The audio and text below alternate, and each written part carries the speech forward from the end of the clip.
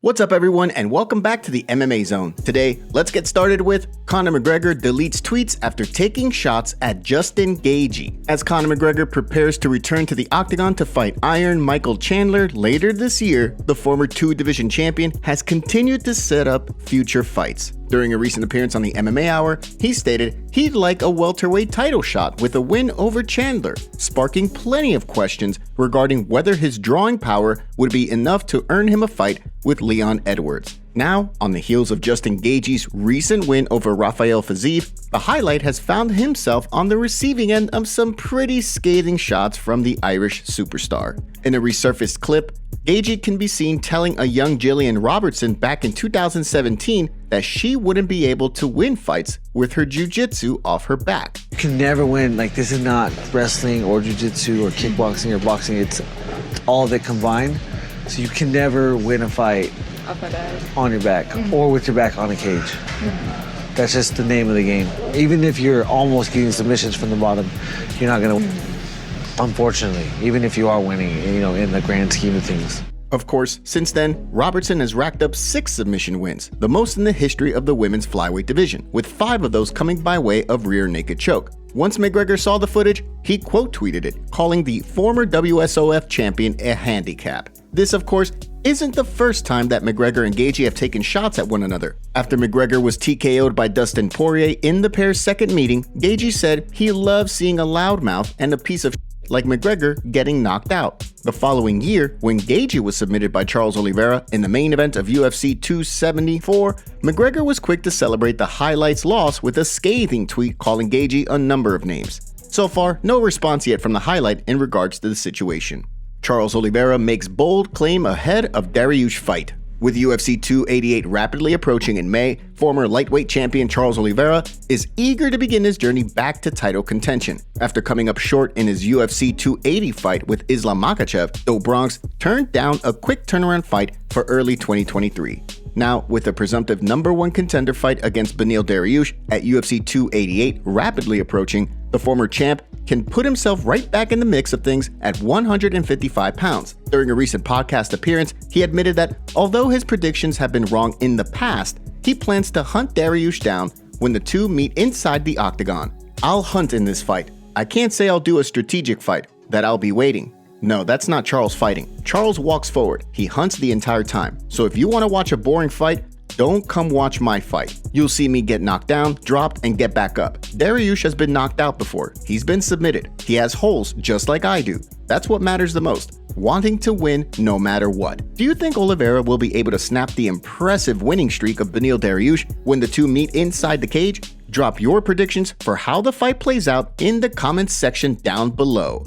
Belal Muhammad meets with Dana White. After Colby Covington was announced as the welterweight division's #1 contender, Belal Muhammad was quick to express his frustrations with the decision. With an impressive winning streak himself, Muhammad believed that he deserved the next crack at the title, or at the very least, a fight to determine who the #1 contender would be. At the time, White was asked about the promotion's plans for Belal Muhammad. As he revealed, the UFC was working to finalize a fight between Muhammad and Shavkat Rakhmonov in the wake of the latter's win over Jeff Neal. This week, Muhammad posted a photo of himself with White along with a caption saying, "Great meeting with Dana White and Hunter. They're as cool as they come. Don't believe everything you hear." Right around the same time, photos emerged of White alongside Rakhmonov as well, leading fans to conclude that the fight between the two streaking welterweight contenders may finally be announced in the days or weeks to come. Although Leon Edwards has maintained that he has no plans of accepting a title fight against Colby Covington, assuming that fight gets booked, the winner of the Muhammad vs. Rakhmonov fight could be next up at 170 pounds. With that said, the upcoming Gilbert Burns vs. Jorge Masvidal clash at UFC 287 could complicate things among the top contenders at welterweight. How do you see a Muhammad vs. Rakhmonov fight playing out? Before we continue, make sure you give that like button some love, and be sure to subscribe to the MMA Zone for all of the latest news. Sean O'Malley and Jalin Turner make predictions for Pereira vs. Adesanya 2. As the highly anticipated rematch between Alex Pereira and Israel Adesanya rapidly approaches at UFC 287, the MMA community continues to eagerly wait in anticipation for Fight Night. With less than 2 weeks to go until the two men clash inside the octagon for the middleweight title, Sugar Sean O'Malley and Jalin Turner have officially added their predictions to the list. During a recent episode of the Timbo Sugar Show, the two UFC standouts weighed in on the fight, with both men hopeful that Israel Adesanya can reclaim UFC gold. As Turner revealed, he's been watching Adesanya for quite a long time, long before the last stylebender ever competed inside the octagon. O'Malley agreed with Turner's prediction, saying that he believes the former champion has what it takes to finally claim a win over Pereira. Yeah, that is a scary motherfucker. But dude, that first round, if Izzy can hit him again like that a little bit earlier, I think he can get the job done.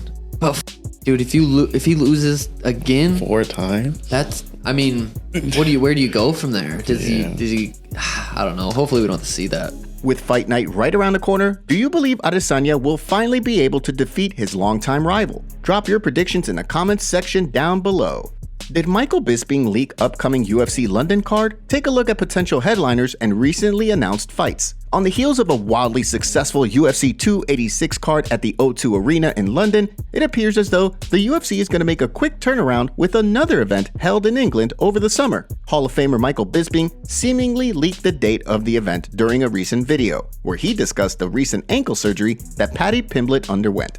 As Bisping stated in his video, he'd like to see the baddie compete on the UFC's upcoming return to London on July 22nd. So far, however, the UFC has yet to announce the card. Despite that, fight fans have already begun to look at potential headliners. If the event is a pay-per-view card, many are wondering if Leon Edwards will return to defend his title. If the event is a fight night card, many believe heavyweight Tom Aspinall could make his return to avenge his injury suffered in the UFC London main event against Curtis Blades. This week also saw 2 fights added to the May 13th card at the UFC Apex. Tim Means will square off with Alex Morono, while Carlos Ulberg squares off with Ihor Potieria. In addition, a fight between Diana Belbita and Maria Oliveira was added to the UFC 289 card on June 10th. Drop your predictions for the upcoming UFC London headliner fight, as well as the 3 newly announced fights in the comments section down below. And now for the breaking news story of the day. We have Khabib Nurmagomedov revealing some sad news. In early January 2023, Khabib announced that he was stepping away from the MMA scene, which left fans confused since he owns his own promotion, Eagle FC. Before stepping away, Khabib made his cousin Shamil Zuvarov the president of Eagle FC. In a recent interview, Shamil revealed that if Khabib didn't remain invested in Eagle FC, it would fall apart. Since then, they haven't hosted an event or posted on their social media accounts. Does this mean the end for Eagle FC? Beneil Dariush accuses Conor McGregor of cheating. Beneil Dariush is paying close attention to the ongoing back and forth between Conor McGregor and USADA. With the former 2-division champion eager to return to the octagon, it seems the only thing holding him back is his eligibility. Although the Irish superstar believes that he'll simply need to submit 2 clean tests before returning, the US anti-doping agency has maintained that he should go through 6 months of testing before being declared eligible to return to the octagon. With the two sides seemingly at an impasse, Dariush remains hopeful that USADA will prevail. During a recent interview with the Schmo, he took aim at McGregor, accusing him point-blank of cheating. Now that fighters are seemingly able to use what has been dubbed the Conor McGregor loophole and declare themselves retired in order to avoid being tested, Dariush weighed in.